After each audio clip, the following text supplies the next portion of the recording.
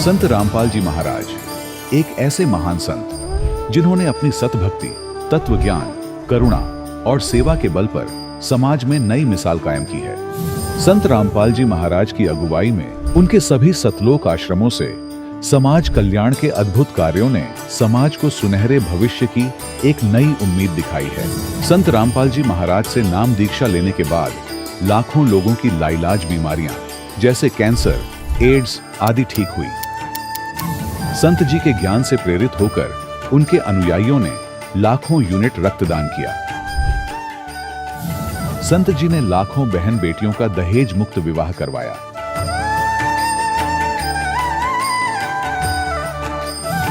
संत जी ने लाखों लोगों का नशा छुड़वाया, करोड़ों उजड़े परिवार बसे। संत जी के आश्रमों में समागम के दौरान निःशुल्क नेत्र चिकित्सा, दंत चिकित्सा प्रदान की जाती है। संत रामपाल जी महाराज द्वारा समय समय पर पर्यावरण संरक्षण के उद्देश्य से बड़े स्तर पर वृक्षारोपण किया जाता है। संत जी ने जरूरतमंदों को तत्काल राहत पहुंचाने के लिए एम्बुलेंस सेवा शुरू की। संत जी अपने अनुयायियों को देहदान के लिए प्रेरित करते हैं, जिससे मानवता की सेवा और चिकित्सा क्षेत्र में सुधार हो सके। संत रामपाल जी महाराज के सभी आश्रमों में हर रोज निःशुल्क भंडारा आयोजित किया जाता है, जहां हर वर्ग, हर जाति और हर धर्म के लोग एक साथ बैठकर भोजन करते हैं।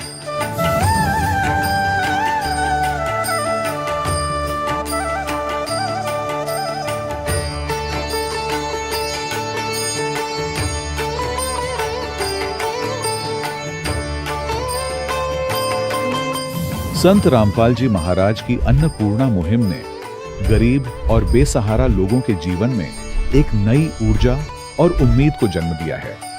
घर घर खाद्य सामग्री और जरूरी मदद पहुंचाकर संत रामपाल जी महाराज ने लोगों को दुख और मजबूरी से लड़ने की ताकत प्रदान की है।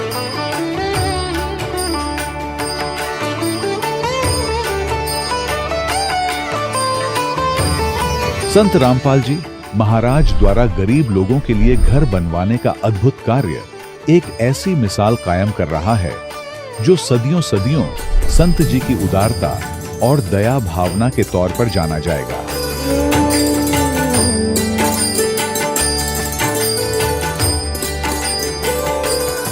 संत रामपाल जी महाराज के आश्रम में हजारों बुजुर्गों को सम्मान और प्यार के साथ जीवन जीने का अवसर मिलता है। उनके खाने, रहने और स्वास्थ्य की पूरी जिम्मेदारी संत रामपाल जी महाराज उठाते हैं। अनाथ बच्चों के लिए संत रामपाल जी महाराज के सभी आश्रम किसी वरदान से कम नहीं। यहाँ उन्हें शिक्षा, संस्कार और भविष्य के लिए बेहतर अवसर प्रदान किए जाते हैं।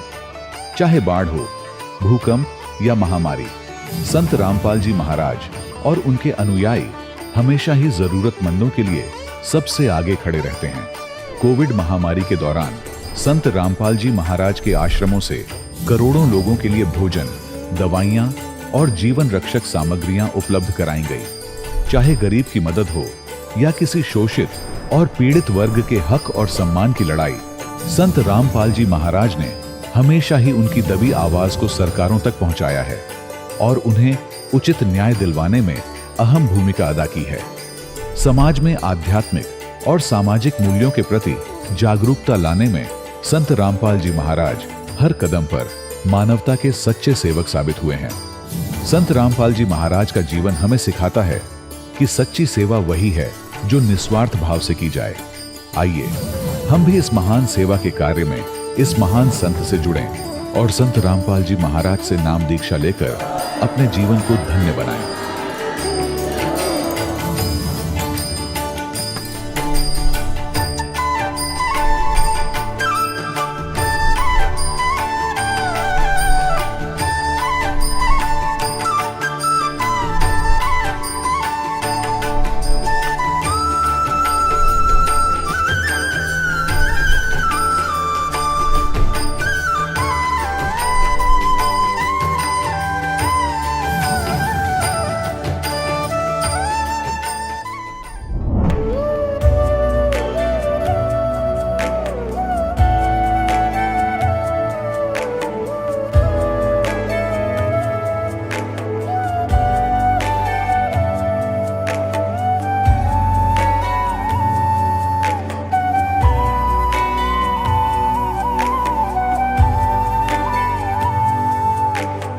गीता अध्याय 15 के श्लोक 16-17 में 3 प्रभु बताए हैं। ये 3 प्रभु कौन हैं? किस प्रभु की शरण में जाने के पश्चात जन्म और मरण समाप्त हो सकता है? 3 प्रभुओं में सबसे उत्तम परमात्मा कौन है? कैसा है? उसका क्या नाम है? इन सभी गूढ़ रहस्यों को जानने के लिए अवश्य सुनिए जगत गुरु तत्वदर्शी संत रामपाल जी महाराज के अमृत वचन। सत साहिब दर्शकों, जैसे एक प्यासा जल के स्रोत की तलाश में रहता है, वैसे ही हर आत्मा भी परमात्मा की खोज में भटकती है। इसी दिव्य तड़प से जुड़ी एक सच्ची और प्रेरणादायक कहानी है चुरू राजस्थान के रहने वाले पवन कुमार जी की। बचपन से ही पवन जी परमात्मा की तलाश में थे। इन्होंने कई भक्ति साधनाएं की, लेकिन सच्ची प्रमाणित भक्ति की तलाश पूरी नहीं हो रही थी। तभी पवन जी को मिली संत रामपाल जी महाराज की शरण, जिससे इनको लगा कि इन्हें संत नहीं बल्कि स्वयं भगवान मिल गए हैं। आखिर पवन जी ऐसा क्यों कह रहे हैं? आइए सुनते हैं पवन कुमार जी की कहानी उन्हीं की जुबानी। नमस्कार सर। सत साहिब जी। क्या नाम है सर आपका? मेरा नाम पवन कुमार है। सर आप कहाँ से आए हैं? मैं राजस्थान का हूँ। जो गीता गोरक्स प्रेस के जो संपादक हैं हनुमान प्रसाद जी पोदार, उनकी जन्मस्थली रतनगढ़ है, जिला चूरू राजस्थान। उसी जन्मस्थली का जन्मस्थान मेरा रतनगढ़ है, मेरा गाँव। सर आपने संत रामपाल जी महाराज से नाम दीक्षा कब ली? मैंने संत रामपाल जी से नाम दीक्षा 25 अक्टूबर 2014 को ली थी।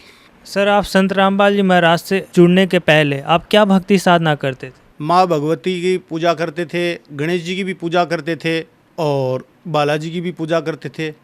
लेकिन संजोगवश ऐसे ही रहा कि हमारे पूर्वजों के टाइम से भी हमारे घर में किसी तरह का कोई मंदिर ही नहीं था। बस ऐसे ही फ़ोटो थी, उस पर अगरबत्ती लगा देते और ये तड़फ रहती थी कि ये आत्मा किसी और की है, कोई परमात्मा नाम कोई शब्द है। वो तड़फ थी, उस तड़फ के लिए प्रयास करते थे, टेलीविज़न देखते थे और ये जितने भी धार्मिक चैनल आते हैं उनसे संतुष्ट नहीं होती थी।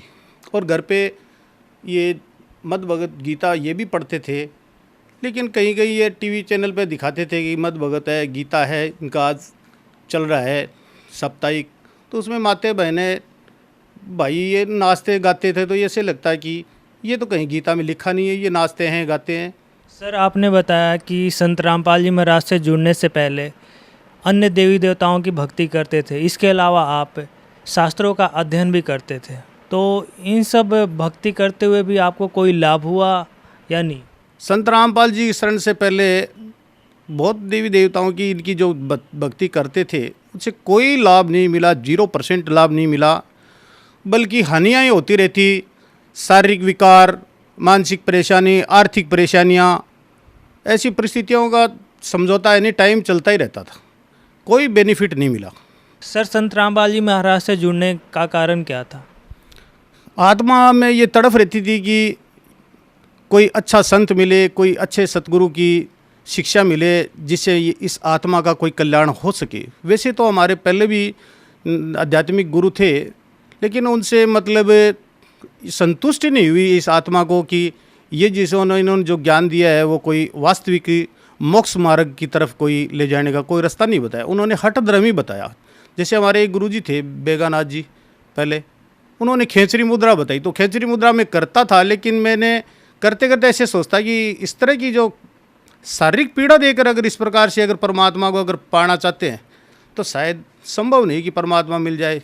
ये तो मैं करने में इतना सक्षम था, अदर कोई आदमी हो तो शायद उसकी जान भी जा सकती है ऐसी खेचरी मुद्रा से। सर संत रामपाल जी महाराज से जुड़ने के बाद आपको क्या क्या लाभ हुए? इनका जो ज्ञान हमने पढ़ा वो आत्मा को संतुष्टि हुई और उसकी वजह से ही हम नाम दीक्षा लेने के लिए वहाँ गए और हमें बहुत सारा लाभ हुआ। वो लाभ मैं आपको बताऊं कि पहले तो मोक्ष मार्ग का रास्ता मिला हमें इनकी भक्ति के द्वारा, जो शास्त्रों के अनुकूल है, सत्य सनातन धर्म के अनुकूल है, 4 वेदों में। उससे हम सर्टिफाई हो गए, ये प्रमाणित हो गया कि शास्त्रों में जो ज्ञान है वो ही अच्छा ज्ञान है और पूर्ण परमात्मा कबीर साहिब भी, कबीर इज गॉड है, वो दर्शाया है और वो हमें बिल्कुल हमें आत्मा में प्रमाणित हो गया कि ये बात बिल्कुल सत्य और सही है। हमें सबसे पहला लाभ तो ये हुआ कि लड़के की शादी की हमने, तो उसको 1.5 साल हो गए, करीब 18 महीने के करीब, उसके कोई भी संतान नहीं हुई। तो मैंने और मेरी धर्मपत्नी ने अपने बड़े पुत्र को बैठा के बोला कि बेटे अपने संतान इत्यादि नहीं हुई तो हम किसी तरह की कोई डॉक्टर से कोई दवाई वगैरह नहीं दिलवाएंगे, क्योंकि हम कबीर परमात्मा की भक्ति करते हो, सामर्थ्य भगवान है, उनसे ही मांगेंगे और उनसे मांग रखी कि परमात्मा हमें संतान दे, हमें पोता दे, तो हम यही करेंगे। तो फिर हमारी बहू ने एक दिन ऐसे विचार किया कि वो अपनी सास को बोलने लगी, मेरे धर्मपत्नी को, कि माता जी मेरे को भी आप गुरुजी की शरण में आना चाहती हूँ और मैं नाम दीक्षा लूँगी। तो मेरी मिसेज ने, मेरी धर्मपत्नी ने कहा कि ठीक है, आप गुरुजी के सारे नियम मैं बता देती हूँ और वहाँ और पूछ लेंगे। तो इस तरह की आप मर्यादा में रह के भक्ति करोगी तो बेटे आनंद ठाट है। तो 18 महीने के बाद में जब बहू ने नाम लिया तो प्रथम दिन ही उसने नाम दीक्षा ली। उस दिन वो कमल के फूल पे परमात्मा का, जो कबीर साहब का प्रकट हुए, उसका जो बच्चे के रूप में कमल के फूल पे वो फ़ोटो लेके गई और 15 दिन बाद में अपने वो माता के पियर चली गई। वहाँ से उसकी माँ ने उसकी जांच करवाई कि तेरे को काफ़ी दिन हो गए, तेरे किसी तरह की कोई बच्चा वगैरह नहीं हुआ, मैं तेरे को डॉक्टर को लेके दिखाती हूँ, ले जाके। उसने डॉक्टर को पास गई लेके, डॉक्टर ने उसकी पहले प्रेगनेंसी जांच की तो उसने बताया कि इसको भाई फुल फास्ट प्रेगनेंसी बता रहा है, इसलिए आप किसकी जांच करवाना चाहते हो? बोले इसी की। तो बोले अच्छी बात है। उसने फिर हमारी संबंधन ने मेरी धर्मपत्नी को फ़ोन किया कि ऐसे ऐसे करके मेरी बेटी को लेके गई थी डॉक्टर को और ऐसे ऐसे करके मतलब इसको फुल फास्ट प्रेगनेंसी बता रहे हैं। तो हमने परमात्मा का बहुत बहुत शुक्रिया अदा किया है। परमात्मा, हमने जो चीज़ मांगी वो मिली। और उसका बाद में मेरे लड़के ने कहा कि मैं मोटरसाइकिल का मैकेनिक पापा पूर्ण रूप से तैयार होगा, मैं काफ़ी समय से 10-11 साल से अब नौकरी करूँगा, आप मेरे को दुकान करवा के दो। तो मैंने उसको दुकान करवा के दी, मेरे गांव से 35 किलोमीटर दूर। गुरुजी से पहले प्रार्थना लगाई कि आप गुरुजी दुकान करना चाहते हैं लड़के को, तो आपकी क्या रजा है? तो गुरुजी ने आदेश दिया कि दुकान कर लो। दुकान जब हमने कर ली तो 4 महीने तक हमारे पास न तो 1 रुपया था और न ही हमें किसी से मांगते थे। वो देते बोलते कि हमें पार्टनर बना लो, कोई बोलता है इतना ब्याज लगेगा, हमने सहमत नहीं हुए हम। फिर 5वें महीने बाद पैसे मिले हमें और बैंक भी हमारे को पैसे देने के लिए पहले तो तैयार थी, 2.5 लाख रुपए, फिर इनकार हो गई। फिर 5वें महीने में बैंक 50,000 रुपये देने के लिए एग्री हो गई और लड़के को मैंने दुकान करवा के दी मोटरसाइकिल मैकेनिक की। वहाँ जितने भी आते थे कस्टमर वो सब बोलते थे कि आप बहुत पहले आने वाले थे, ये दुकान लेने के ले तो रखी थी आपने, लेकिन आप इतने समय पहले नहीं आए, इसका कारण क्या है? मैंने कहा पैसे वैसे की व्यवस्था नहीं। बोले पैसे वैसे की व्यवस्था क्या, आपकी कोई और भी जो परेशानी थी वो भी यहाँ से टल गई। हमने कहा कैसे? बोले यहाँ बस तो रुकती है डेली जो रोड पे जाने वाली, गांव वाली। तो एक लड़की थी शादीशुदा, वो आपकी दुकान के ऊपर यहाँ बैठी थी, 3 सीढ़ियाँ ऊपर बैठी थी। और एक जीप वाला आया, जीप लेके, और वो फास्ट ऐसे लेके आया कि उसकी बैठी थी उस सीढ़ी पे, तो उसके पैर टांगे अलग अलग कर दी उसने। तो हमें ये लगा कि कितनी बुरी परिस्थिति हमारे साथ होती, शायद गुरुजी ने हमारी आर्थिक व्यवस्था को रोक कर और हमें ये इस परिस्थिति से बचाया। फिर उसके बाद में मैं और लड़का एक मोटरसाइकिल एक मैकेनिक के पास गया, सरदार शहर जा रहे थे। तो वो उसका चेसेस इतना बेंड था कि हम उसको आराम से लेके जा रहे थे रात को 11 बजे। तो लड़के ने कहा कि पापा गाड़ी की तो बहुत कंडीशन ख़राब है। मैंने कहा तो चलो कोई नहीं, परमात्मा का स्मरण करके लेके चले रहे हैं। तो हम स्मरण करते करते चले गए। रास्ते में 20 किलोमीटर के बाद मैंने पेट्रोल लिया। पेट्रोल लेने के बाद में मोटरसाइकिल में से चलते ही मेरे पुत्र के जेब से पर्स निकल के गिर गया। उसने कहा कि पापा मेरा पर्स गिर गया। मैंने कहा ठीक है, मुझे भी मालूम चल गया, मेरे पैर के टच हो गया, गिर जाने दे, जो भी कुछ है वो फिर परमात्मा देगा यार, नहीं उठाएंगे रात के टाइम, कहीं भी नहीं रोकेंगे, चलो कैसे भी। लड़के ने कहा उसमें ऐसे है सामान है, ऐसे पैसे है, आइडिया है। मैंने कहा सारी कुछ बनवा देंगे। ऐसे करके हम पहुंच गए। तो मैकेनिक कहा आप कैसे चल के आए? मैंने कहा इसके ऊपर ही बैठ के आए। तो बोले ये तो बहुत बड़ी कोई शक्ति आपके साथ ही कि आज भी चल के आ सकते, मैं इस पर तो बैठ नहीं सकता आदमी, चल के आ ही नहीं सकता ऐसी बैंड स्थिति में। फिर भी बच्चे ने कहा कि पापा देखो वो पर्स गिर गया, आप पैसे वैसे अब आपके पास ही दो मैकेनिक को। मैंने कहा मैं दे देता हूँ।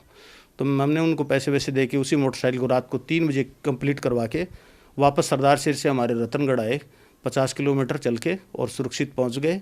और मेरे पुत्र ने कहा कि पापा मेरा पर्स कैसे भी करके मेरी सारी आइडिया बनवा लो।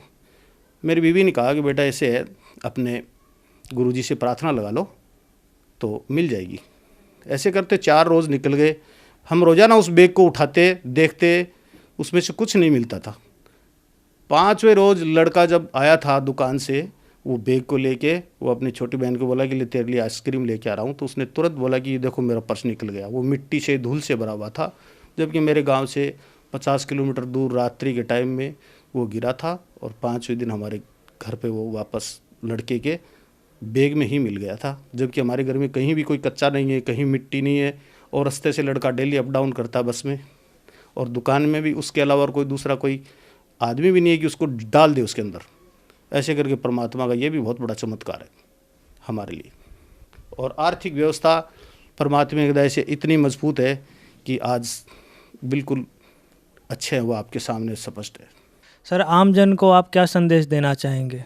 आमजन को मैं यही संदेश देना चाहता हूँ कि ये आज से पूर्व जितने भी भक्तजन हैं वो जो भक्ति कर रहे हैं वो शास्त्र के विरुद्ध है, और अब जो भक्ति कोई करना चाहते हैं वो संत रामपाल जी की शरण में आए, और शास्त्रों के अनुकूल जो भक्ति करेगा वो ही मोक्ष मार्ग को प्राप्त होगा। और इनकी जो भक्ति है बिल्कुल सार्थक है, प्रमाणित है, और कबीर इज़ गॉड ये बिल्कुल प्रमाणित है, इसको कोई संदेह नहीं है।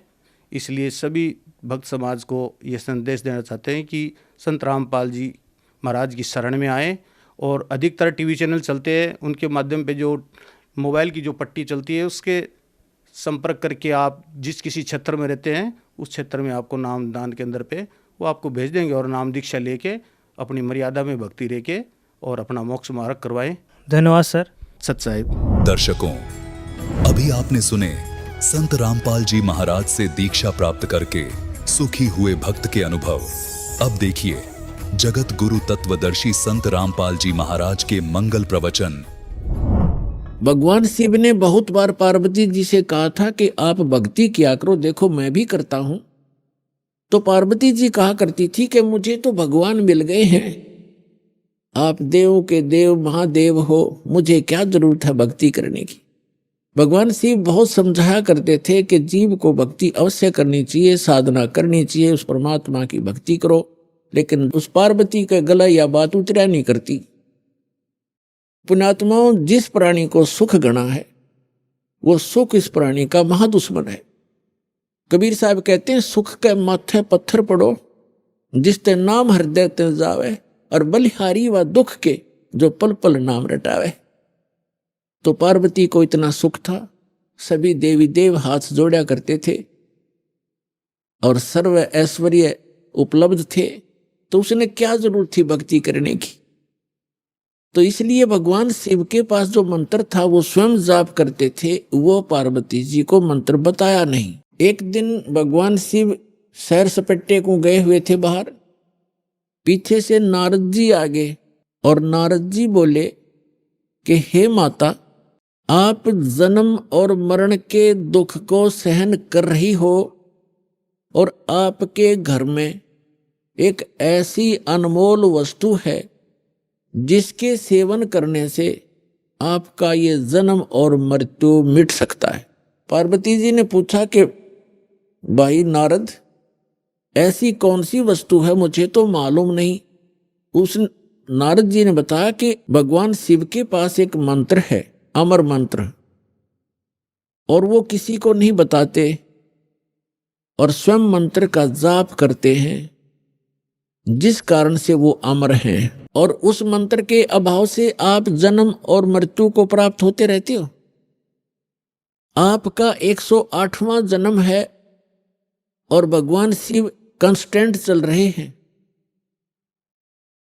और ये जितने भी ये कंकाल टंगे हुए हैं सिर के रूंड तेरे, ये आपके हैं।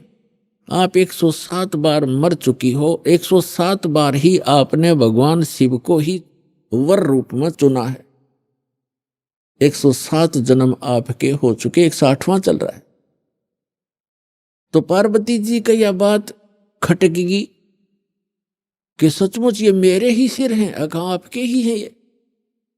लेकिन ये बात गले नहीं उतरे कि भगवान शिव के पास ऐसा मंत्र और मुझे ना देवे, क्योंकि वो मुझे बहुत प्यार करते हैं, मेरे लिए वो सर्वस्व सौंप सकते हैं, सब कुछ दे सकते हैं। ये नहीं हो सकता नारद जी। नारद जी कहने लगे कि देख ले माता, अभी तक आपने उनको एज ए हस्बैंड ट्रीट किया है, एज ए गॉड ट्रीट नहीं किया। अभी तक आपने उसको पति रूप में व्यवहार किया है, आपने उनको भगवान नहीं समझा। और जब तक आपके हृदय में यह डिमांड नहीं होएगी, जैसे गॉड गुरु जो होते हैं वो भगवान के तुल्य ही माने जाते, तो भगवान शिव उस समय इस मंत्र के प्रदान करने वाले गुरु थे। तो नारद जी तक कह के चले गए। अब पार्वती की नींद हराम होगी कि भगवान को आने दे, और मुझसे कोई अवश्य कोई ऐसी गलती बनी है जो ऐसी वस्तु को मुझसे छुपा रखा है, मैं अवश्य अभाग्नि कोई गलती कर रही होंगी। एकदम नम्रता आई। अब पहले तो पार्वती जी जैसे पति पत्नी बोलते हैं ऐसे बोला करती थी, और उस दिन आते ही चरणों में दंडवत प्रणाम किया और पैर पकड़ के रोने लगी। भगवान शिव ने पूछा कि किसने क्या कह दिया आपको, क्यों रो रहे हो, बताओ मुझे एक बार। तो पार्वती ने कहा कि आपके रहते मुझे कौन क्या कह सकता है, लेकिन मैं बहुत निकम्मी हूं कि मैं ऐसी कोई गलती कर रही हूं जिस कारण से आपने मुझसे एक अनमोल वस्तु छुपा रखी है। और मैं तो बालक हूं, आप तो भगवान हो, बालकों की गलतियां माफ किया करते, मैं तो बालिका हूं आपके सामने, और मुझे क्षमा करो, मुझसे कोई ऐसी गलती हुई। आपके पास एक अमोघ मंत्र है जिससे मेरा कल्याण हो सकता है। और तब भगवान शिव ने सोचा आज या कौन सा स्टेशन पकड़ेगी, या तो कदे भी इस बात के निकट भी नहीं थी, ना ऐसा मैंने कदे भाव देखा, ऐसी विनम्र नहीं देखी। तब उसने कहा कि तुझे कौन ऐसा भगवान मिल गया जो तेरी बुद्धि बदल दी। ये तेरे सतर का ज्ञान नहीं पार्वती, तेरी बुद्धि को मैं खूब जानता हूं। तब पार्वती जी ने कहा कि नारद जी आए थे, उन्होंने मुझे बताया है कि ये जितने भी ये कंकाल टंगे हुए इस माला में, ये मेरे सिर के, मेरे मुंह के रुंड, ये मेरे ही बताए हैं। मैं 107 बार मर चुकी हूं और आपको ही पति बनाया है मैंने। हे भगवान, क्या मैं मरती थी, आप मुझे कितना प्यार करते हो, और ये जब मैं मरती थी तो क्या आपको दुख नहीं होता था, और फिर भी आपने मुझे वह वस्तु नहीं दी जिससे मैं आपके जीवन तक तो जीवित रह सकती थी, इस मंत्र से ऐसा बताया है। तब भगवान शिव ने कहा कि सचमुच ये सब सिर तेरे ही हैं और गिनती के लिए रखे हुए हैं ताकि तेरी बुद्धि ठिकाना आ जा, इसलिए रखे। और ये दिन आ गया आज। तो भगवान शिव ने कहा कि आज तक मैं तेरी मृत्यु के उपरांत मैं कितना दुखी हुआ करता, वो तो मेरा मन जाने। जैसे उन्होंने बताया कि एक बार राजा दक्ष के यहां तू मृत्यु को प्राप्त हुई थी, और तेरे उस अस्थि पिंजर को लिए मैं 10,000 वर्ष तक सीने से लगाए फिरा करता।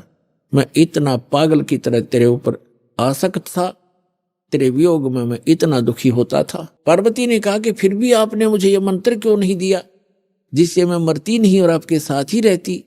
तब भगवान शिव ने कहा कि ये मंत्र ऐसे नहीं दिया जा सकता, जब तक जिज्ञासा प्रबल ना हो इस मंत्र के बताने का कोई लाभ नहीं बताने वाले को, बल्कि पाप ही लगता है। अब जैसे एक सीप होती है जिससे मोती बनते हैं, एक जीव होता है समुद्र में, उसका ऊपर का जो बॉडी होता है वो बहुत सख्त होता है, और छोटा सा सीप होता है। जिस समय समुद्र के अंदर एक ऐसा वातावरण बनता है, उसको प्यास लगती है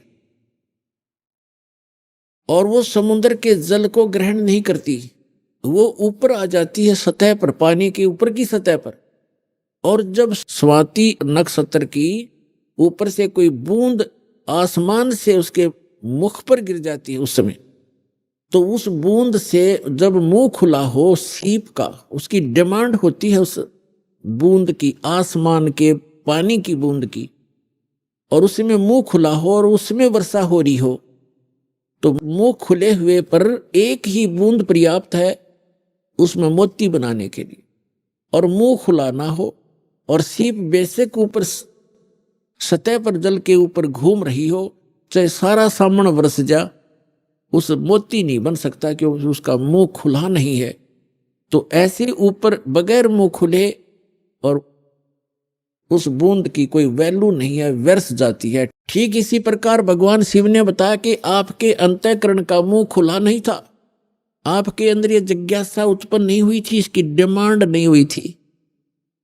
और आज नारद जी ने आपके अंदर ये प्रेरणा पैदा करके आपके अंतःकरण की वो डिमांड प्रेरित कर दिया, आपको आपकी प्रबल इच्छा होगी।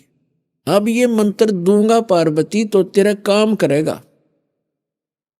पहले मैंने बहुत बार कोशिश की थी कि आपको ये मंत्र दूं, लेकिन आपने तो कान्ना पे कटाली सारी बात, और कभी भी नहीं आपने भक्ति करने की सोची भी नहीं। अगर आप मेरे ज्ञान को सुनती तो मैं ये मंत्र आपको प्रेरित करके ये मंत्र भी देता, लेकिन ये ऐसा अनमोल मंत्र है, बगैर जिज्ञासु के और प्रबल इच्छा हुए बिना ये देना व्यर्थ होता है। इसलिए मैंने आपको मरते हुए भी देखा, मैं रोता भी था, डकराता था, टक्कर मारता था, लेकिन ये अनमोल वस्तु दे नहीं सकता था। तो पुण्यात्माओं, उस मंत्र को कितना कॉन्फिडेंस रखा गया था भगवान शिव के द्वारा। पार्वती के अतिरिक्त उन्होंने किसी को ये मंत्र फिर खोला भी नहीं। अब पार्वती से कहा कि इस मंत्र को मैं उस स्थान पर दूंगा, कोई अन्य जीव जंतु ना सुन ले। तो वो कहां ले गए उनको? वहां ले गए जहां आज अमरनाथ नाम से स्थान प्रसिद्ध है। वहां एक उस स्थान पर एक सूखा वृक्ष था, सूखा वृक्ष खड़ा था, उसके पत्ते नहीं थे, टहनी अवश्य खड़ी थी, पत्तों रहित सूखी, और उसकी एक खोगड़ माने वृक्ष के अंदर एक उसके तने में एक सुराख बन जाता अपने आप ही कुदरत, और उसमें एक मादा तोते ने अंडे दे रखे थे, उत्पन्न कर रखे थे, एक तोते के अंडे थे उसमें।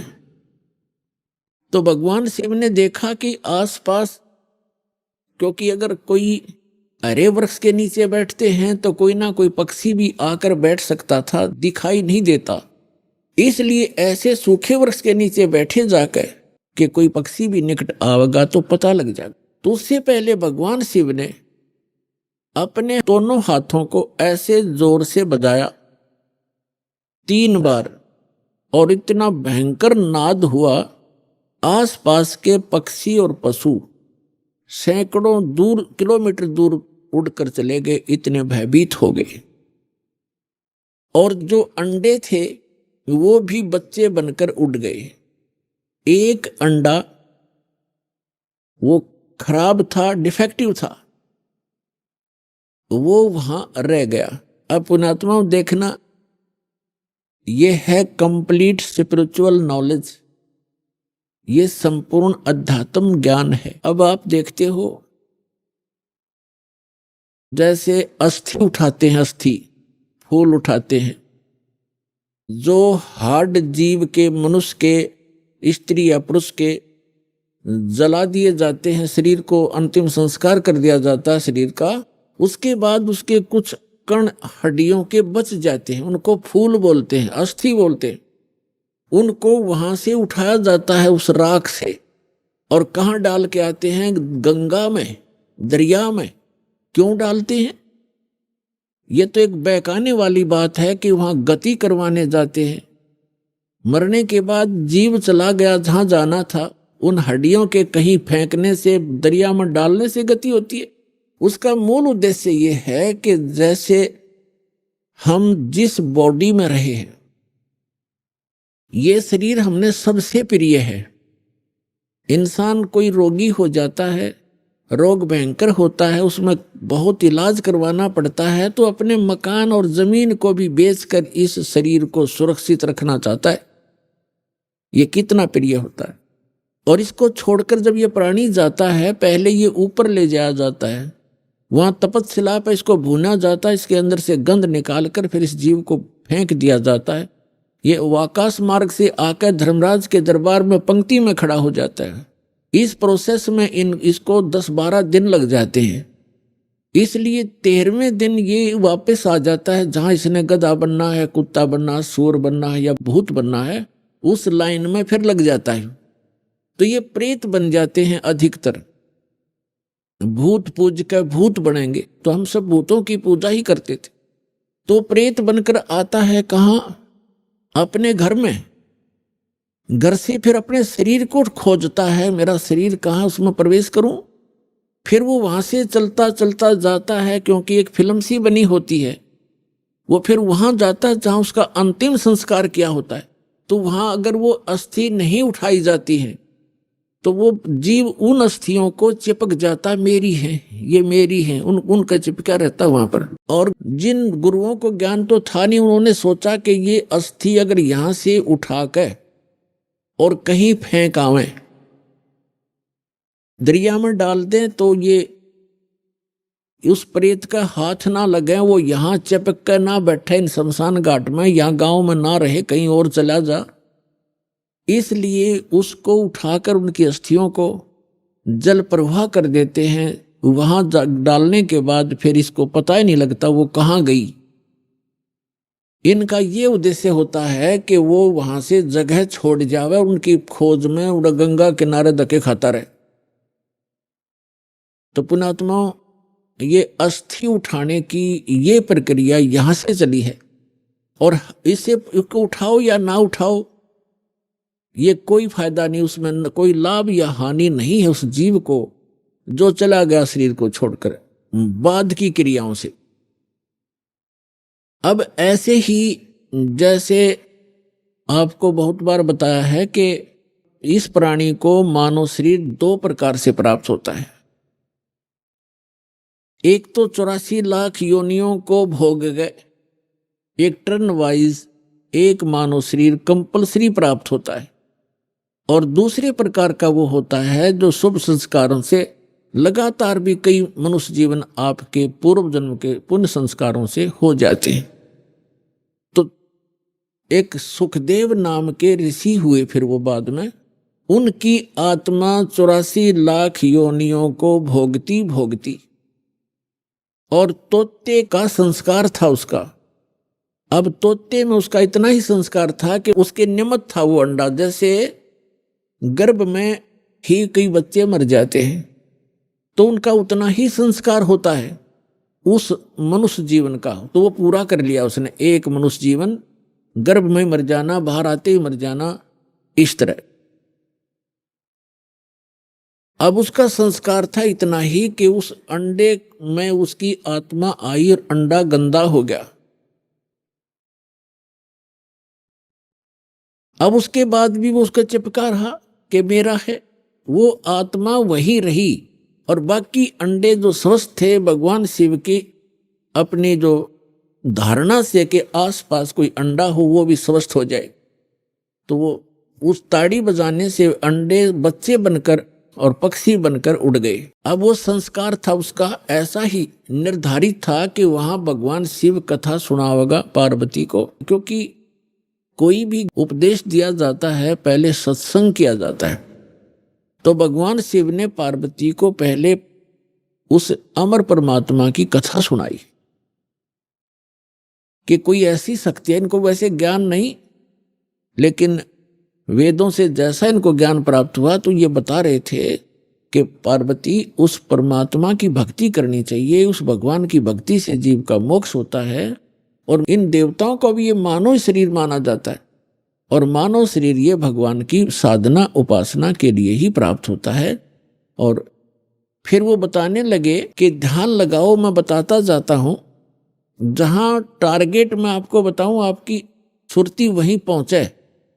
क्या बताया कि मूल कमल जो गुदा के पास है, रीढ़ की हड्डी के अंदर की तरफ, उसमें गणेश जी का वास है और उसका किलियम जाप है। और ऐसे इसको ऐसे ऐसे बोल है। फिर बताया कि उससे 2 उंगल ऊपर सावित्री और ब्रह्मा जी का कमल है, उसका ये मंत्र है। फिर बताया शरीर के इसके ऊपर नाभि कमल है, उसमें विष्णु और लक्ष्मी का वास है और वहां पर ये मंत्र है जो आपको दिए जाते हैं, इनको जाप करो। उसके बाद फिर हृदय कमल है, उसमें महादेव और पार्वती का स्थान है। अपनात्माओं, ये लीला आपको बहुत देर से समझ में होगा। ये ज्ञान आपको पहले भी बताया है कि ये काल क्या लीला करता है। ये एक ब्रह्मांड के सर्वोपरि शिखर में, चोटी में, वहां 3 स्थान बनाकर रहता है और वहां 3 ही रूप धारण कर लेता है और वहां इस दुर्गा के ये 3 ही रूप बनाकर अपने साथ रखता है। जैसे एक रजोगुण प्रधान नक्षत्र है, उसमें स्वयं ये चतुर्मुखी रूप धारण करके और लक्ष्मी को सावित्री रूप बनाकर अपने साथ रखता है। एक सतोगुण प्रधान नक्षत्र है, उसमें ये स्वयं विष्णु रूप धारण कर लेता है और दुर्गा को लक्ष्मी रूप में रखता है। और तीसरा वहां पर एक तमोगुण प्रधान नक्षत्र है, उसमें ये स्वयं अपना शिव रूप धारण करके, जैसा शिव आप देखते हो, और उसके 5 मुख हैं, उस शिव के भी 5 मुख हैं। वहां पर जब ये बनाता है वो 2-1 भी रख लेता है, ऐसा इसकी लीला है। तो 1000 तक ये मुख बना सकता है ये काल। तो वहां ये शिव रूप में रहता है और दुर्गा को पार्वती रूप में रखता है। तो जो हमारे कमलों के अंदर जो हमने जो दिखाई देंगे देवता, वो वही उसी का रिफ्लेक्शन दिखता है। और वहां के इन स्थानों के इंचार्ज ये इनके पुत्र होते हैं, जहां इनके कार्यालय हैं, जैसे शिवपुरी है, विष्णुपुरी है, ब्रह्मापुरी है, ये अलग है। और वहां पर रिफ्लेक्शन उसका ही आता है। और वहां जो जीव इस मंत्र का की साधना करते हैं, उनकी साधना का अकाउंट ये इसके पुत्र रखते हैं। जैसे हम ब्रह्मा जी और सावित्री का जाप करते हैं, तो वो अकाउंट इनके पास जाएगा, अकाउंट यही रखेंगे ये ब्रह्मा विष्णु महेश ही अलग से। तो पुण्यात्माओं, ये PhD का मार्ग है, धीरे धीरे आपको समझ में आएगा। तो यहाँ शिव बता रहा है कि हृदय कमल में शिव और पार्वती का स्थान है, इसके ऐसे 12 पंखुड़ियां हैं, इसका ये मंत्र है। फिर कंठ कमल में देख, ये दुर्गा का स्थान है और इसमें इतने 16 पंखुड़ी हैं और इसका ये मंत्र है। तो ऐसे जब वो जाप करती हुई जा रही थी, फिर कहा कि त्रिकुटी की तरफ चलो पार्वती। अब जो ही वो ऊपर को उठी, यहां से समाधिस्थ हो गई वो, क्योंकि पुण्यात्माएं जो होती हैं उनका शरीर एक बहुत कोमल होता है, उनमें इतने विकार नहीं होते जैसे हम कलयुग में आ गए। सतयुग में क्या था? सतयुग में प्रत्येक व्यक्ति कोई भी था, जन साधारण भी और ब्राह्मण गुरु भी, उनकी समाधि तुरंत लग जाया करती थी, क्योंकि शरीर इतना पिछले पुण्य संस्कारों से इतना कोमल होता था, इतना स्वच्छ होता था, आसानी से समाधि लग जाती थी। तो ऐसी वो शरीर था पार्वती का, तो स्वयं उनका एकदम समाधि लग गई। वो अंदर सुरती उसकी कमलों में चली गई और उन कमलों में घुसकर वो नजारा देखने लगी। अब जैसे पुण्यात्माओं, आप सिनेमा देखने जाते थे पहले, अब तो नहीं देखेंगे हम, पहले सिनेमा देखने जाते थे 3 घंटे, 3 घंटा का न्यू पता नहीं चला था किस में गए, क्योंकि कभी कुछ देख रहे हैं, कभी कुछ देख रहे हैं, कभी कुछ देख रहे हैं। 1 सेकंड में वो है पावा था, खत्म होगी भाई। और बस स्टैंड पे बस की इंतजार कर ले, 10 मिनट में 20 बार उठेगा, 10 बार बैठेगा, आई किसी आई। तो इस तरह हम जो समाधिस्थ ऋषि होते थे, इनकी काल रोल मारा करता, इन्हें मूर्ख बनाया करता। जैसे किसी भी एक कमल में ये प्रवेश कर गए, एक कमल जैसे टीवी चैनल में कोई चैनल ऑन कर लिया और उसमें जो भी नज़ारे हैं वो यहाँ से बिल्कुल हटकर हैं और वो ऐसे दृश्य हैं यो मन देखता देखता दंग रह जाता है, इसको पता नहीं चलता कितना समय बीत गया। तो इस प्रकार वो काफी समय तक ये नजारे देखा करते, मोक्ष नहीं हुआ इनका। तो जो दास आपको कंसेप्ट क्लियर करने जा रहा है, इस प्रकार पार्वती का कोई चैनल ऑन हो गया और उस चैनल में वह घुस गई, लागी सिनेमा देखने। अब जब सुरती चली जाती है दूर तो आभास शरीर को नहीं होता। जैसे हमने कई बार देखा कि बातें कर रहे होते हैं बस स्टैंड पर, और कुछ जो हमें नहीं जरूरत जिन व्हीकलों की, जैसे हम इंतजार कर रहे हैं बस की, अरे कोई ट्रक आ गया और उसके हमारे पास से गुजर गया हॉर्न देता हुआ, हमें पता भी नहीं वो हॉर्न कब देकर बजा के चला गया। हम इतने उन बातों में मगन हो गए, इतनी सुरती हमारी वहां से हट गई। तो ऐसे पार्वती की सुरती हट गई और शिव जी बता रहे थे कि ऊपर देखो मूल कमल में आपको ऐसे दिखाई देगा, हृदय कमल में ऐसे दिखेगा। तो पार्वती की समाधि लगी, किसी कमल में पहुंच गई, वह घुस गई उसमें, वह सैर सपट्टे कर रही। उधर से वो गंदा अंडा जो था तोते का, वो स्वस्थ हो गया भगवान की चर्चा सुन के। और एक महापुरुष के मुख से वो जल्दी असर करती है। तो उसी समय वो स्वस्थ होकर अंडे से बाहर निकलकर बच्चा भी बन गया तोते का। और वो तोता फिर भगवान शिव बता रहे हैं कि ये मंत्र जाप करो, इसको ऐसे ऐसे जाप करो, किलियम जपो गौरा, सुन मंडल में पहुंचे बोरा। इस पर काफी लंबा प्रकरण है, फिर बताएंगे। और ऐसे हरियम जपो, तो सारा बता रहा था। पहले तो पार्वती कह रही थी हाँ ऐसा है, हाँ जी। तो फिर तोता लग गया कहने हाँ जी। अब पार्वती तो समाधिस्थ, भगवान शिव ने अला के देखा हुआ तो समाधिस्थ हो रही है, और हाँ जी की आवाज कहां से आ रही है। तो जब उसने देखा कि अवश्य यहाँ कोई व्यक्ति है, इधर उधर देखा तो तोते ने सोचा है भी शिव जी पकड़ेगा, तेरी टिटवी दाबेगा। अब वो उड़ लिया, तोता वहां से उड़ लिया फर्र दही करके।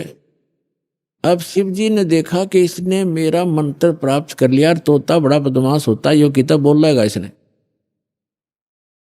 और ये ऐसे बताने से किसी व्यक्ति के हाथ लग गया। जैसे ये राक्षस क्यों बन गए, जो साधना करते थे मर्यादा तोड़ गए, सब विकार करने लग गए, और उस भक्ति से उसमें सिद्धियां उतनी ही आ गई जो देवताओं में थी, लेकिन उनके कर्म बिगड़ गए, तो वो बराबर की शक्ति युक्त हो गए और दुखदायी एलिमेंट बन गए। इसलिए इन मंत्रों को अभी तक हम गुप्त रखते हैं कि एक आम जो बगैर किसी अधिकारी के इसको दिया नहीं जा सकता, यह हानि कर सकता है, फिर आम समाज के लिए भी दुखदायी बन जाता है। तो ये कारण था कि जनसाधारण कहते हैं भाई ये मंत्रों को तुम्हारे गुरुजी गुप्त क्यों रखते हैं। अब उनको क्या पता, जगत को भगत की मर्यादाओं का ज्ञान नहीं होता, तो श्रेयाम सार्वजनिक क्यों नहीं करते, वो सबको क्यों नहीं बताते। कोई बात है, अब आपके पास 20 लाख रुपये हैं तो बांट देना सबको, खड़ा होगा गली में बांट दे, 10-10 रुपये, 100-100, 500, 1000-1000। जब तेन कहेगा कौन से बेटे ने दो, जो सा ठीक ठाक रखे, खराब ना कर दे।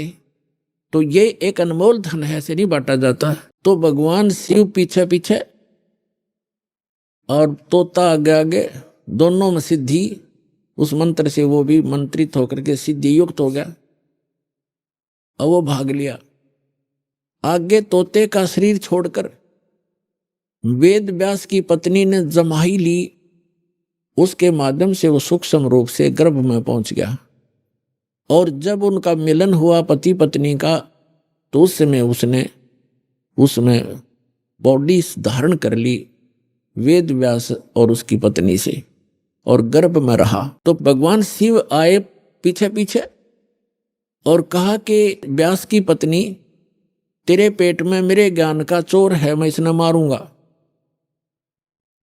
तो उसने कहा कि क्यों मारोगे, क्या गुस्ताखी कर दी, ये दी कोई जीव, मुझे तो मालूम नहीं, आप तो अंतर्यामी हैं भगवान, आपने को पता होगा। क्या बात होगी कि इसने मेरा अमर मंत्र चुरा लिया, सुन लिया, और ये अमर हो गया, और कहीं ये किसी और को बताओगा, इसलिए मैं इसने खत्म करूंगा, मारूंगा। तो व्यास की पत्नी कहने लगी, बोले नाथ, एक तरफ तो आप कहते हो ये अमर हो गया तो आप मारोगे कैसे इसको। तो शिव जी वहां से आ गया, भाई बात तो ठीक है, गर्भ में ऐसे साधक को हानि नहीं पहुंचा सकता। जो पूर्व जन्म के कुछ संस्कारी होते हैं वो गर्भपात से मरण नहीं होता उनका। और फिर व्यास जी और उसकी पत्नी भी साधक थे, तो साधक को कोई भी देव जो हानि नहीं पहुंचा सकता। तो भगवान शिव वापस आ गया। अब कहने का भाव ये है दास का कि पार्वती जी को वो मंत्र मिला भगवान शिव से कहाँ, जहां पर आज हम एक अमरनाथ का मंदिर मानते हैं, अमरनाथ मानते हैं, और वहां अपने कल्याण के लिए हम वहां दर्शनार्थ जाते हैं कि हमारा मोक्ष हो जाएगा। अमरनाथ पर जाने से नहीं, अपने आत्माओं वो मंत्र से मोक्ष हुआ पार्वती का, उस अमरनाथ से नहीं। अमरनाथ एक स्थान है जहां पार्वती जी को वो अनमोल मंत्र प्राप्त हुआ था। अब इस दास के पास वो कंप्लीट स्पिरिचुअल नॉलेज है, वो अमर मंत्र है। ये अमर मंत्र जो भगवान शिव ने पार्वती जी को दिया, ये तो इतना अमर है, जब तक शिव रहेगा पार्वती की मृत्यु पुनः नहीं होगी। और एक दिन पार्वती भी मरेगी, शिव भी मरेंगे, ये अविनाशी नहीं है। इसका प्रमाण है श्री देवी भागवत 3रा स्कंद सचित्र मोटा टाइप 3रे स्कंद में गीता प्रेस गोरखपुर से प्रकाशित के 123 पृष्ठ पे भगवान विष्णु स्वयं कहते हैं, अपनी माता की स्तुति करते हैं दुर्गा की, तुम शुद्ध स्वरूपा हो, ये सारा संसार तुम्ही से उद्भासित हो रहा है। मैं ब्रह्मा और शंकर, आप ही के कारण हम वर्तमान हैं, और हमारा तो आविर्भाव माने जन्म और त्रोभाव माने मृत्यु हुआ करता है, हम अविनाशी नहीं है। अपने आत्माओं, जैसे इस दास से मंत्र आप जी को बरवाला के पुराने आश्रम में मिला है, तो उसके लिए वो पुराना आश्रम अमरनाथ है जहां वो मंत्र मिला आपको। अब उस बरवाला आश्रम में माथा टेकने तो नहीं, उस मंत्र के जाप करने से आपका मोक्ष होगा। और वो मंत्र आपको ये दास कहीं भी मिल जावे, जैसे घर घर जाया करते थे हम, वो घर में मंत्र देते थे, तो उनके लिए वो स्थान है वो अमरनाथ जहां ये मंत्र मिला था। उस अमर मंत्र के मिलने वाले स्थान से मोक्ष नहीं, चाहे माथा टेको चाहे ना टेको, उस मंत्र के जाप से मर्यादा में रहते हुए साधना करने से आपका मोक्ष होगा। जैसे पहले हम नगर नगर में जाकर सत्संग करने लगे थे, और वहां टेंट लगाया करते थे ग्राउंड में, ईंटों की भट्ठी बनाकर हलवा खीर बनाते थे, और सत्संग करके हम दूसरे शहर में चले जाते थे। अभी आपने सुने संत रामपाल जी महाराज के मंगल प्रवचन। आइए अब सुनते हैं संत रामपाल जी महाराज से नाम दीक्षा लेकर सतभक्ति करके अद्भुत लाभ प्राप्त करने वाले अनुयायी के विचार। दर्शकों, नशे की लत मानव जीवन की सबसे बड़ी दुश्मन है, जो व्यक्ति को अंदर से पूरी तरह खोखला कर देती है। काशीपुर उत्तराखंड के निवासी अखिलेश चौहान जी भी इसी विनाशकारी लत के शिकार थे। नशे से छुटकारा पाने के लिए इन्होंने कई प्रयास किए, यहां तक कि संत राम रहीम जी की शरण में भी गए, लेकिन वहां भी इन्हें कोई राहत नहीं मिली। नशे के कारण एक दुर्घटना में इनका पैर भी टूट गया, लेकिन 7 फरवरी 2013 के दिन इनके जीवन में एक ऐसा मोड़ आया जब इन्होंने संत रामपाल जी महाराज की शरण ली। आज अखिलेश जी का कहना है, संत रामपाल जी महाराज से नाम दीक्षा लेने के बाद मेरा नशा पूरी तरह छूट गया। दर्शकों, आखिर ऐसा कैसे हो सकता है कि जिस नशे को छुड़ाने के लिए सरकार नशा मुक्ति केंद्र खोलती है, लेकिन फिर भी किसी का नशा नहीं छूट पाता। पर संत रामपाल जी महाराज आखिर ऐसी क्या वस्तु अपने शिष्यों को दे देते हैं कि वे नशे से नफरत करने लगते हैं? आइए जानते हैं कि आखिर इसकी सच्चाई क्या है। सुनते हैं अखिलेश जी की कहानी, उन्हीं की जुबानी। नमस्कार सर। सर जी। सर, क्या नाम है आपका? ये अखिलेश चौहान नाम है मेरा। अखिलेश जी, आप कहाँ से हैं? जी, मैं काशीपुर, जिला उधमसिंह नगर, उत्तराखंड से आया हूँ। अखिलेश जी, संत रामपाल जी महाराज से नाम दीक्षा आपने कब ली? जी, संत रामपाल जी महाराज से दीक्षा मैंने 2013 7 फरवरी को ली। अखिलेश जी, संत रामपाल जी महाराज से नाम दीक्षा लेने से पहले आप क्या भक्ति साधनाएं करते थे? जी, संत रामपाल जी महाराज जी से जुड़ने से पहले देवी देवता की पूजा करना, बृहस्पति देव का व्रत रखना, केले के जड़ में पूजा करना, पीले कपड़े पहनना और पीला भोजन करना, ये सारी प्रक्रिया करते थे। क्योंकि हमारे परिवार में शुरू से ही जो बृहस्पति देव को इष्ट रूप में पूजा जाता था और हमारी माता श्री भी इनकी बहुत अच्छी भक्त थी, लेकिन हमें इनसे कोई वृद्धि या कोई लाभ नहीं मिला। अखिलेश जी, संत रामपाल जी महाराज की शरण में आप कैसे आए? जी, संत रामपाल जी महाराज जी के शरण में हम इस तरह से आए कि हमारी मामी है रिश्तेदारों में, उनके पेट में जो है पथरी थी गुर्दों में। वो 20 साल से करीब परेशान थे गुर्दे की पथरी से। वो दवाई खाते थे, डॉक्टरों ने ऑपरेशन बताया था उनका, लेकिन गरीब परिवार होने की वजह से उनका ऑपरेशन नहीं हो पाया, जिससे वो दर्द के मारे काफ़ी परेशान रहते थे। तो हमारे मामा श्री हैं वीरेंद्र सिंह चौहान, उनको ज्ञान गंगा किताब मिली चंडीगढ़ में, उन्होंने वो पढ़ी। पढ़ने के बाद उन्होंने इंटरव्यू पढ़ा उसके अंदर कि हुड्डा जी की लड़की का कैंसर ठीक हो गया। तो उन्होंने हुड्डा जी को फ़ोन लगाकर पूछा कि आपका कैंसर सही हो गया। संत रामपाल जी महाराज जी के जुड़ने के बाद उन्होंने कहा हाँ जी सही हो गया, और आप भक्ति कर सकते हो, मर्यादा में रहेगा तो आप भी सही हो जाओगे। भगत जी जो है हमारे जो राणा जी हैं, वो संत रामपाल जी महाराज जी के यहाँ गए, नामदान लिया उन्होंने, और उनकी जो पत्नी थी उनके पेट की पथरी जो थी वो सही हो गई, उनका कोई दर्द नहीं होता। उन्होंने आके हमको बताया भाई आपके पैरों में दर्द रहता है और आप वहाँ चले जाओ, नाम ले लो तो सही हो जाओगे। तो साहब हम इस दौरान संत रामपाल जी महाराज जी के शरण में गए। संत रामपाल जी महाराज की शरण में आने के बाद क्या आपको कोई लाभ भी मिले? जी, लाभ तो सर जी हमारे पास कई हुए हैं मालिक की दया से, संत रामपाल जी महाराज जी की दया से बहुत लाभ हुए हैं, और ये जीवन ही हमारा संत रामपाल जी महाराज जी की दया से है। जी, पहला लाभ मैं ये बताना चाहूँगा आपको कि मैं नशे से बहुत ज़्यादा परेशान था। इतना ज़्यादा परेशान था कि पूरे दिन काम करना और शाम को नशा करना, कि शाम को 5 बजने के बाद ऐसा लगता था कि अब हमें जो है शराब की हट्टी पे जाना है, कोई सी भी दारू मिले कैसी मिले, कहीं पे भी हो वहाँ पहुँचना है और उसे पीना है। पीने के बाद इतनी पी लेते थे कि कभी छत से कूद जाओ या आत्महत्या कर लो, मर जाओ, कि अंदर कोई प्रेत घुस गया वो दारू पी रहा है और मारने की बातें कर रहा है। इसी दौरान हम दारू पी के अपनी छत से कूद गए, किसी परिवार में बीमार हुआ और छत से कूद के दर्जी हमारे दोनों टांग फ्रैक्चर हो गई, रीढ़ की हड्डी फ्रैक्चर हो गई। करीब 3 साल हम लंगड़ेपन से रहे। सबसे पहला तो हमें ये लाभ हुआ मालिक के संत रामपाल जी महाराज जी की शरण में जाकर कि मेरी ये टांग करीब 4 साल सर जी में लंगड़ा रहा। 4 साल लंगड़ा रहने के बाद संत रामपाल जी महाराज जी से नामदान दीक्षा लेने के बाद मेरा ये लंगड़ापन सही हो गया और मैं अपनी बॉडी में बिल्कुल सही हो गया। मेरा 2013 से पहले 35 किलो शरीर में वजन था और ब्लड नहीं था बिल्कुल भी। डॉक्टर कहते ब्लड चढ़वाओ, ग्लूकोज चढ़वाओ।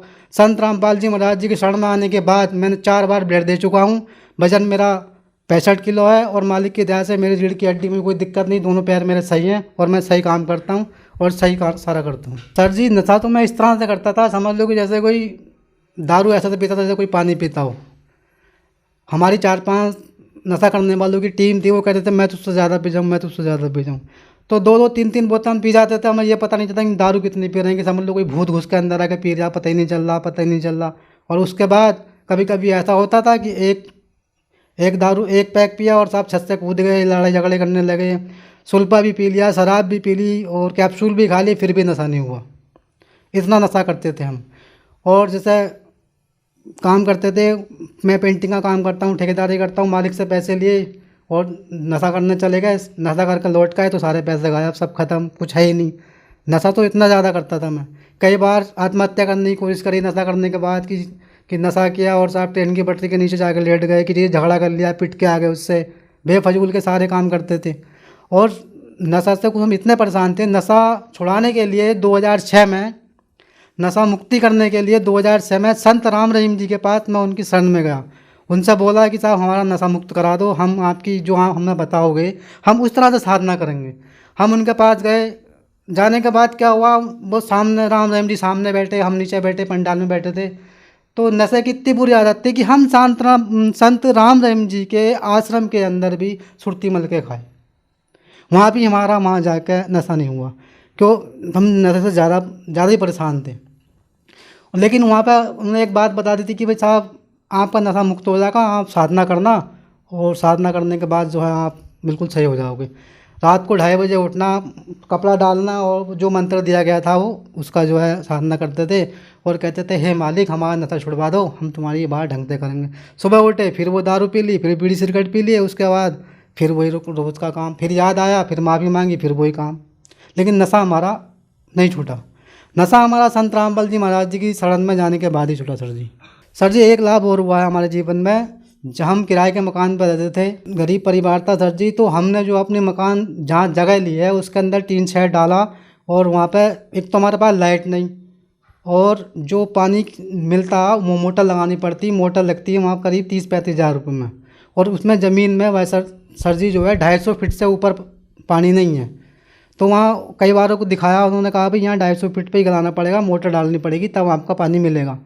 तो भाई सर जी हमने संत रामपाल जी महाराज जी से अरदास लगाई और कहा, जी संत रामपाल जी महाराज गुरु परमात्मा जी, हमें ऐसे दिक्कत है और हमारे पास लाइट भी नहीं है और पानी भी नहीं है। तो वहाँ से आया, बेटा आप जो एक बार मिस्त्री को दिखाओ और आपका पानी आ जाएगा। अब सर जी मिस्त्री को हमने पहले ही दिखा रखा था, उन्होंने सबने पहले ही मना कर रखा था कि भाई पानी नहीं मिलेगा। तो अपने आप वो मिस्त्री हमारे घर आया, उसने समरसेबिल करा और उसके अंदर जो है एक बहुत लंबी सरिया डाली, डालने के बाद पानी दे दिया। और पहले वही मिस्त्री बोल के गया था, आप जो सरिया डाल रहे हो ये आपके हाथ पैर तोड़ देगा, काफ़ी प्रेशर मारेगा और ये ऊपर लगेगा, हाथ तोड़ेगा, पैर तोड़ेगा, ये कामयाब नहीं होगा आपका। उसके बाद वो खुद आया और उसने सरिया डाला, और वो नल आज तक ऐसे ही चलता है, जरा सा बच्चा चल रहा था, कोई झटका नहीं मारता। और उस जगह के एरिया में कोई ये कहे कि मैं झूठ बोल रहा हूँ, आज भी काशीपुर में, जिला उधम सिंह नगर, काशीपुर पॉलिटेक्निक के पास, पूर्व बिहार, अखिलेश चौहान मेरा नाम है और मेरी माँ का नाम शीला है। वो नल आज भी खड़ा हुआ है और आज भी पानी देता है, कोई भी जगह चला सकता है। उस मोहल्ले के अंदर किसी के यहाँ हैंडपम्प नहीं लगा हुआ, ये हकीकत बात बता रहा हूँ मैं। किसी के यहाँ पानी नहीं है, सब लाइट भाग जाती है, अगर घंटों अगर लाइट नहीं आए तो सब पानी को परेशान हो जाते हैं, सब उस नल से पानी भरते हैं। वो संत रामपाल जी महाराज जी की दया से वो नल आज भी चल रहा है। अखिलेश जी, आप बहुत ज्यादा नशा करते थे।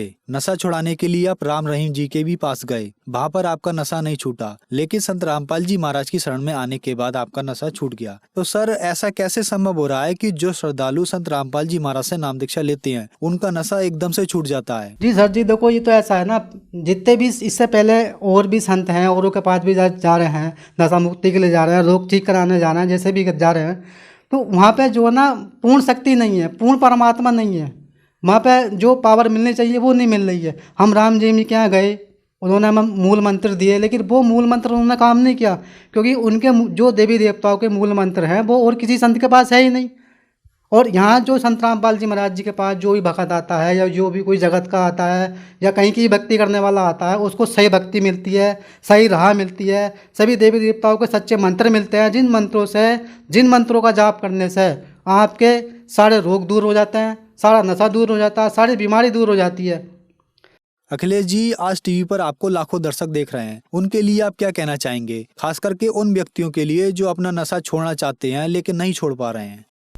देखो सर जी, मैं उनके लिए ये कहना चाहूँगा, सबसे पहली बात तो यह है कि बंदा नशा खुद नहीं करता, उसको एक आदत पड़ जाती है करने की। फिर कुछ हमारे पितर पूत प्रेत ऐसा होता है, अंदर घुस जाते हैं बॉडी के अंदर, वो नशा करता रहता है, हमें पता नहीं चलता हम कर क्या रहे हैं। और आपने अपना जीवन सुखी बनाना है, अगर आपने अपने बच्चों को पालना पोसना अच्छा करना है, अगर अपने परिवार में, अपने समाज में, अपनी जगह पे इमेज बनानी है, तो आपका नशा जब ही छूटेगा जब आप संत रामपाल जी महाराज जी के शरण में आओगे और उनसे नाम दीक्षा लेके भक्ति करोगे। अखिलेश जी, संत रामपाल जी महाराज से नाम दीक्षा कैसे ली जा सकती है? सर जी, संत रामपाल जी महाराज जी से दीक्षा लेने के लिए विभिन्न चैनलों पर सत्संग चल रहे हैं और आप उन पर संपर्क करो। पुस्तक ज्ञान गंगा, जीने की राह, गीता तेरा ज्ञान अमृत, ये संत रामपाल जी महाराज जी के भगत जो है वो बांटते हैं, फ्री सेवा करते हैं, उनको पढ़ो, उनसे लो, समझो और संत रामपाल जी महाराज जी से दीक्षा लीजिए। धन्यवाद सर। साहिब।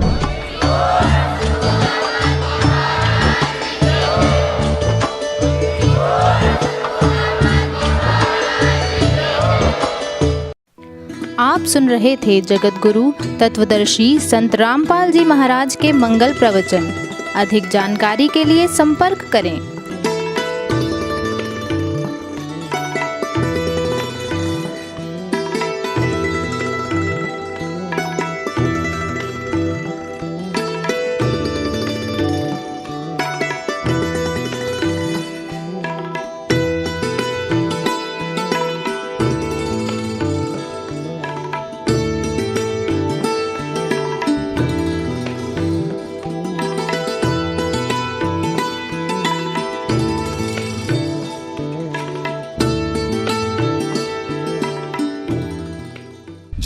तत्वदर्शी संत रामपाल जी महाराज जी के पावन सानिध्य में भक्ति की अलख जगाने तथा श्रद्धालुओं को सत्य भक्ति मार्ग का रास्ता दिखाने हेतु कनाडा के लोकप्रिय channel the TV NRI channel पर जगत गुरु तत्वदर्शी संत रामपाल जी महाराज जी के मंगल प्रवचनों का प्रसारण प्रतिदिन सुबह 7:30 बजे से 8:30 बजे तक तथा रात्रि 7:30 बजे से 8:30 बजे तक किया जा रहा है। इस सत्य भक्ति मार्ग को अपनाने के लिए अधिक से अधिक सत्संग प्रसारण देखें। इस सत्संग प्रवचन का सीधा प्रसारण संत रामपाल जी महाराज लाइव सत्संग YouTube चैनल और जगत गुरु संत रामपाल जी महाराज Facebook पेज पर भी देख सकते हैं।